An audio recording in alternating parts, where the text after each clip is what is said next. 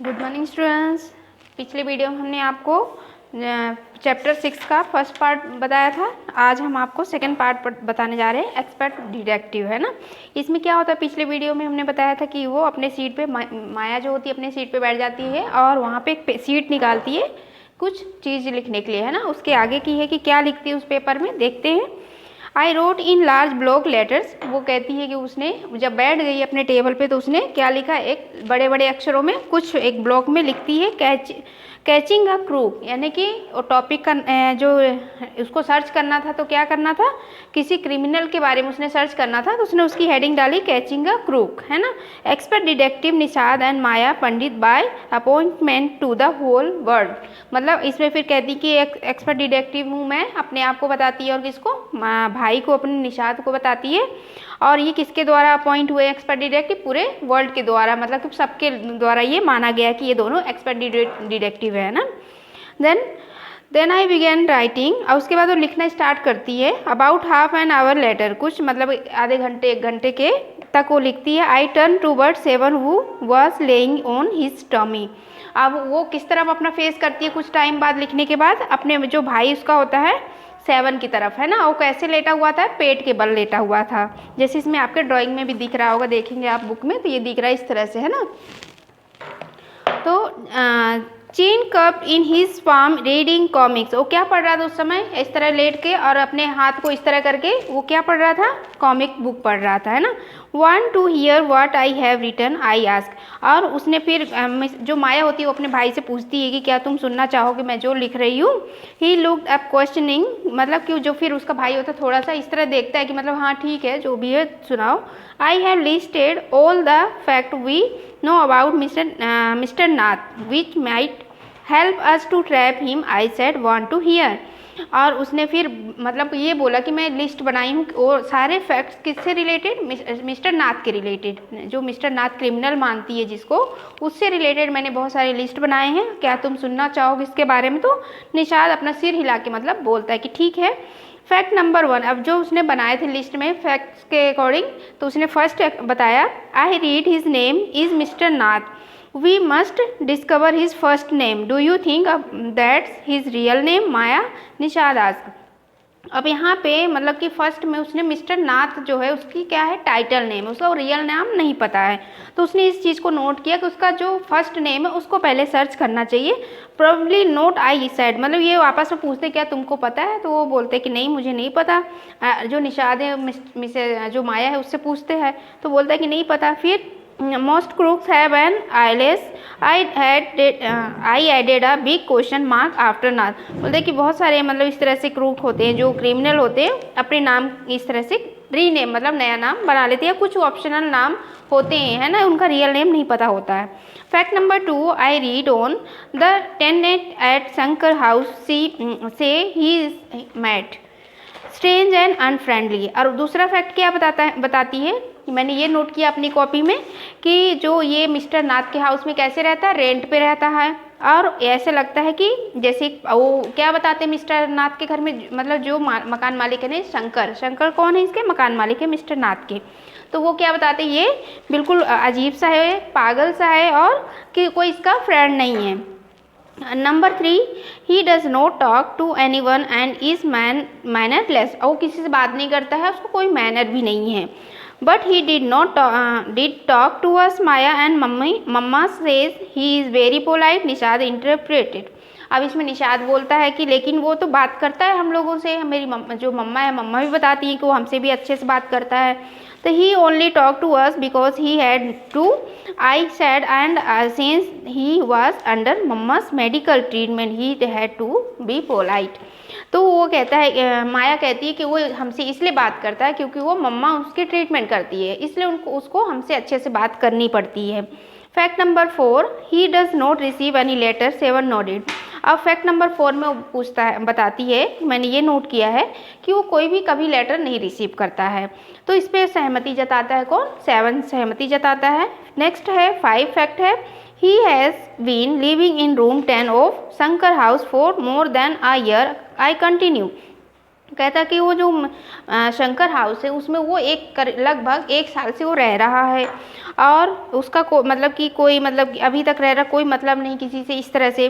तो I remember 6, यहाँ पे थोड़ा सा मिस्टेक है, फैक्ट नंबर 6 है ही does not work and sit in his room all day. और फैक्ट नंबर 6 में वो क्या कहते हैं कि वो हमेशा कोई काम तो नहीं करता है लेकिन सिर्फ अपने रूम में पड़ा रहता है, बैठा रहता है बस, और कहीं नहीं जाता है पूरे दिन। Number 6, the kids in Shankar house and even some of the grown ups are scared of him.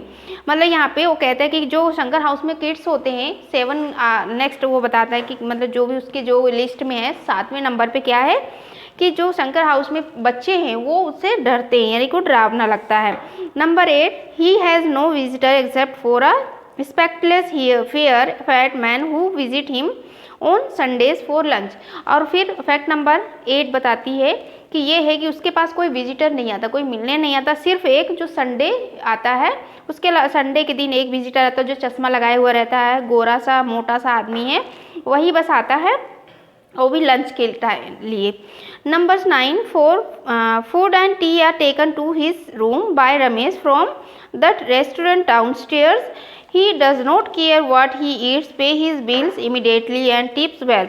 और फिर 9 बताती है, फैक्ट नंबर 9 में क्या बताती है कि जो उसके यहाँ जो लंच ले जाता है, खाना ले जाने के लिए कौन जाता है उसके रूम, रमेश जाता है, उस सारे खाना उसको पहुँचाता है होटल से, नीचे से ऊपर ले जाता है पहुँचाने के लिए। और वो कभी भी मतलब खाने पीने में कभी केयर नहीं करता कि उसको क्या खाना है क्या नहीं खाना है, और बिल भी वो कैश देता है, इमीडिएटली उसको देता है, प्लस उसको टिप्स भी देता है। That ends my list, have I forgotten anything 7। फिर कहती है कि ये मेरे लिस्ट थे जो अब इतने ही हैं और इसमें अगर कोई छूट गया हो तो क्या मैं कुछ भूल गई हूँ। 7 मतलब 7 से पूछती क्या मैं कुछ भूल भी गई हूँ। Nishad had obviously not been paying too much attention to my list of facts. और वो ऐसे लग रहा था, बताती है कि जो निशाद वो मेरी बात को ध्यान से नहीं सुन रहा था। All he could see was poor man Maya, he must be so lonely if he does not have any friends. लेकिन फिर भी वो कहता है कि अच्छा जो भी उसने मतलब बोला उसके बाद कि जो माया से क्या कहता है कि वो इंसान जो है बहुत गरीब है और ज़रूर अकेला है, मतलब उसके पास कोई फ्रेंड नहीं है। How can a crook have friends, मतलब वो दया दिखाता है 7, लेकिन उसकी जो माया बहन होती है वो गुस्से में कहती है कि किस तरह से तुम हो, एक जो इडियट जो एक क्रिमिनल है उसका भला कैसे कोई फ्रेंड बन सकता है। और वो चिल्ला के बात करती है। At least he has one friend that one who meets him on Sunday sad Nishad. तो निशाद कहता है हो गया, एक एटलीस्ट एक फ्रेंड तो उसका है जो संडे को आता है उससे मिलने। A brilliant thoughts occurred to me just then that man must be mister Nath accomplice in crime. अब वो उसके दिमाग में उसी समय आता है, किसके, माया के दिमाग में, कि ज़रूर कोई ऐसी बात है जो छुपा रहा है, वो इंसान जानता है इसलिए उसके पास आता है और उसको ये टिप्स देता है। I said, maybe he keeps all the loot and the comes not and he comes and now and then to give part of it to his partner, Mr. Nath, for expenses that's it. अब वो कहती है कि वो जो आता है उससे मिलने ज़रूर वो मतलब इसमें शामिल था और जो लूट में या कुछ भी जो भी क्राइम किया है मिस्टर नाथ के साथ, अब वो इसलिए आ जाता है कि थोड़ा थोड़ा इसको खर्चा दें ताकि इसका खर्चा चले। और वो जो उसने लूटा था उसी में से कुछ हिस्सा देने आता है, मुझे ये पक्का पता है। That I am sure I am right. अब वो कहती कि मैं ज़रूर मतलब इस बात पे फिक्स हूँ, पक्का है मुझे यकीन कि ये बिल्कुल सही बात है, यही बात है। If you insist on calling him a criminal, I don't think I want to discuss anything with you.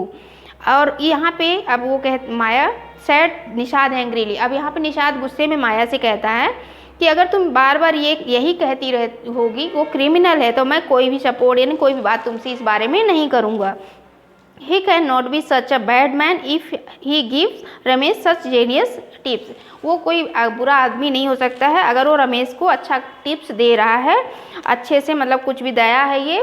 और Ramesh probably knows something about his past, so Mr. Nath must be bribing him to keep quiet, I said. तो यहाँ पे वो कहती है माया कि ज़रूर वो रमेश जो है उसके पास्ट के बारे में कुछ जानती है इसलिए उसको वो रिश्वत देता है इस तरह से टिप्स के through. Nishad glare at me with His arms tightly crossed across his chest. I was beginning to get fed up with him. अब निशाद को बहुत तेज गुस्सा आ जाता है इस बात पे और वो बिल्कुल अपने हाथ को इस तरह करके गुस्से में उसकी तरफ घूरने लगता है माया की तरफ। How can we make any progress with, अब यहाँ पे माया को I was beginning to get fed up with him, यहाँ पे माया को गुस्सा आने लगती इस चीज़ से कि वो बार बार उसको इस तरह से उसकी फेवर में बात कर रहा है। तो अब कहती है how can we make any progress with our investigation if you take that attitude 7 I asked. कहती कि अगर तुम इसी तरह से करोगे तो हम कैसे अपने इन्वेस्टिगेशन की प्रोग्रेस है यानी आगे कैसे बढ़ा सकते हैं, तुम्हारी इस तरह की सोच होगी तो। I will cooperate only if you give up this idea about him being an escape crook, said 7। तो कहता है 7 कि अगर मैं तुम्हारा मतलब जो भी बात कहती हूँ उस पर कोऑपरेट करूँगा, लेकिन कब, जब तुम अपने दिमाग से निकाल दो कि एक भागा हुआ वो क्रिमिनल है। You really make me angry, तो वो कहते कि तुम क्या सच में मुझे ये गुस्सा दिला रहे हो। I almost hit him. I make you anger.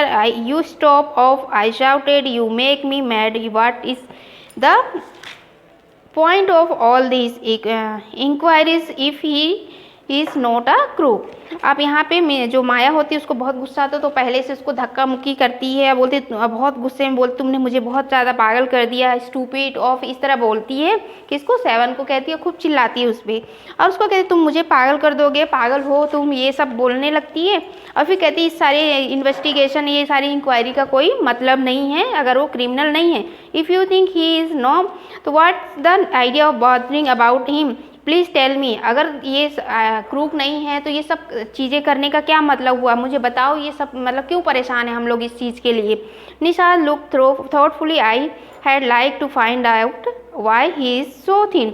अब निशाद कहता है कि मेरी तरफ ध्यान से सुनो, मतलब सोच के बोलता है कि मैं सिर्फ ये चाहता हूँ कि वो इतना पतला क्यों है, and Y he is so lonely, क्यों अकेला है, और वो ये भी जानना चाहता है कि उसके कोई फ्रेंड क्यों नहीं है और अकेले क्यों रह रहा है। Try to understand 7, I told him if he lived in Shankar house for a year and has not made a single friend। फिर वो कहती है माया कि मेरी बात Try to understand 7, I told him if he is lived in Shankar house for a year and has not made a single friend, there's something wrong। अब यहाँ पे 7 को माया समझाती है कि समझने की कोशिश करो कि अगर वो शंकर हाउस में 1 साल रहता है यानी वो मतलब मिस्टर नाथ, तो भी वो कोई फ्रेंड नहीं बना पा रहा है, एक भी उसका कोई फ्रेंड नहीं है, तो इसका मतलब कोई ना कोई ज़रूर कुछ गलत बात है।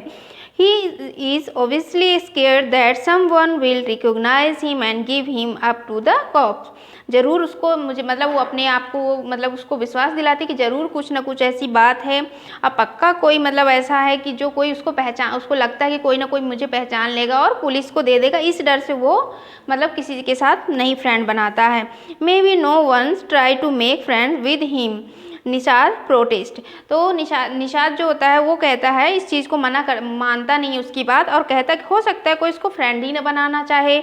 तो why should anyone bother, you have seen what a nasty bear he is, I said. तो माया कहती है कि हाँ क्यों बनाएगा कोई उसको दोस्त, देखने में कितना गंदा लगता है, ऐसे इंसान को कौन दोस्त बनाना चाहेगा, मतलब इस तरह से क्रिमिनल को इस तरह से। I don't care, said Nishad stubbornly. I like him and I am going to try and be his friend। और वो कहता है निशाद कि मुझे इसकी कोई परवाह नहीं है और बहुत ही हट्टी और जिद्दी किस्म की बोल के मतलब कि मुझे ऐसा करना है तो करना है, कहता है मुझे वो पसंद है और मैं उससे जाऊंगा, फ्रेंड बनाने की कोशिश करूंगा। Friends with the crook you are crazy 7, I said. तो माया कहती है कि तुम उसको फ्रेंड बनाओगी, एक क्रिमिनल को फ्रेंड बनाओगी, तुम पागल हो गए हो, ऐसा करके उसको कहती है। The cops will take you to jail with him, कहते हैं कि जो कोप्स यानी कि जो पुलिस होती है वो भी तुमको इसके साथ जेल ले जाएगी, मतलब कि जब ये क्रिमिनल पकड़ा जाएगा, जेल जाएगा, तो उसके फ्रेंड को भी उसके साथ जाना पड़ेगा, यानी कि निशाद को भी। Do you want that to happen you idiot, कहते कि तुम ऐसा चाहते हो क्या बेवकूफ़, इस तरह से चाहते हो कि तुम भी जेल जाओ उसके साथ। Nishad merely glare at me and quietly walk out of the room. तो फिर निशाद इसके बाद बिल्कुल बहुत तेज़ उस पर गुस्सा होता है, उसकी तरफ देखता है और फिर चुपचाप उस रूम से निकल जाता है। My theory seem to have made no impression on him at all. और लास्ट में कहती है कि मेरी जो ये थ्योरी थी, जो मैंने उस पर बनाए थे, जो भी लिस्ट बनाई या कुछ भी, इसका उस पर कोई फ़र्क नहीं पड़ा, जितना मैंने उसको समझाया उससे कोई उसको फ़र्क नहीं पड़ा। यानी किसको नहीं पड़ा? माया बता रही है कि निषाद को कोई फ़र्क नहीं पड़ा उसकी बातों से। तो ये थी ये चैप्टर कंप्लीट। नेक्स्ट टाइम आपको इसके सोल्यूशन। ठीक है, थैंक यू।